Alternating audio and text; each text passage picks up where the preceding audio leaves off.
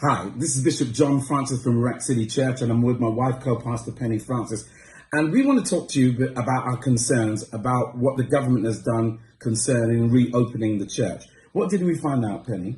Well, basically, the government is saying that we can reopen for individual prayer from the 15th of June, but any communally led prayer, worship, devotion, services, evening song, Juma, Kirtan, whatever faith you might be, that's not going to be possible at this stage. And the government's talking about continuing to work with the Places of Worship Taskforce. And I was wondering whether we really were reflected on that, just because of what they're saying we can do, individual prayer, from the 15th of June. So when I went on the website, I wanted to see who was on the task force, because it just seemed a bit strange. Because that's our concern, right? Yeah. So when I was looking at the task force, it says there's the Archbishop of Canterbury, which is Church of England, Cardinal Vincent Nichols, which is Roman Catholic. There's a representative for the Muslim Hebrew, so Muslim congregations, Hebrew or British Jews, Sikhs, and then a faith, Daniel Singleton of the Faith Action Group, which is more like a social action for communities and different areas of the community.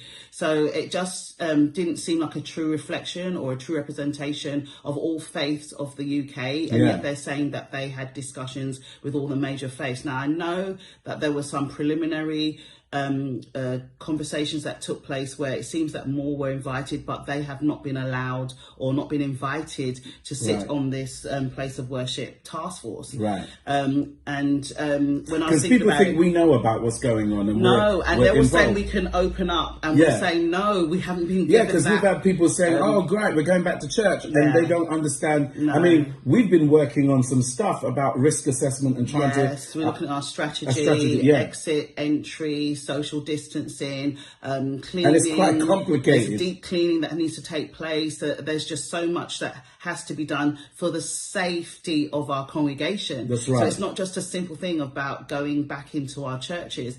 And the other thing that I found out as well is that when I was looking at who was on the Places of Worship Task Force, then I'm not seeing any Methodists, I'm not seeing Baptists. So it just seems, and there's a lot of other faith organisations that I'm not seeing represented. Especially when we've got umbrella groups that actually bring our faiths together. So these umbrella groups, even those who... Because we pay dues to these organisations that speak on our behalf.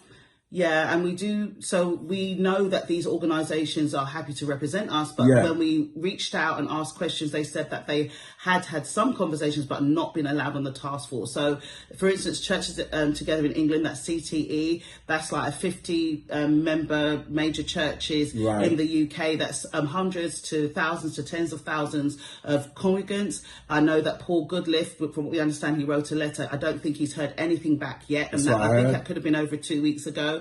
And even with CTBI, that's Church Together in Britain and Ireland, they're not represented. Or even the IFN, which is the Interfaith Network, they represent 9 major faiths across the UK. So there's definitely an imbalance. And I understand that even Harriet Crabtree, who's the executive director of the IFN, hasn't, or she's also raised concerns. So, we're excited that church is going to, or faith groups or religious organisations going to reopen, but we wanted the task force that's making these decisions about our congregations, about our faiths, that they are actually a true, that Places of Worship Task Force is a true representation. So if it's Lord Greenhalgh, who's the Minister of State, I understand that he was involved with this decision. And also the Right Honourable Robert Jenrick, who's the Community Secretary, who's chairing this task force. They need to invite the representatives from at least from CTE, CTBI and IFN, at least, because Interfaith.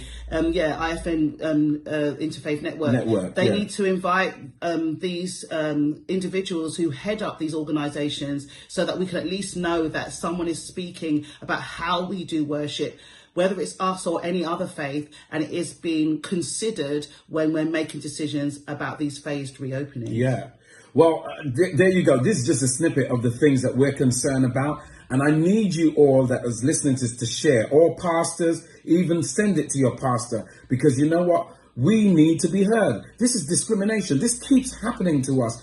They make decisions, government rather, make decisions and leave us out of it. And you know, we're one of the fastest growing in terms of numbers. From a Pentecostal church point of view, whether it's Pentecostal, charismatic, evangelicals, some of the fastest growing churches in the UK, but we're not seeing the true representation of that on that Places of Worship Task Force. So what we're really saying is that it needs to be a true representation, and there needs to be proper conversation and dialogue so that we know that our concerns about how we pray or how we worship or how we come together, that is being taken into consideration in these phased reopening decisions.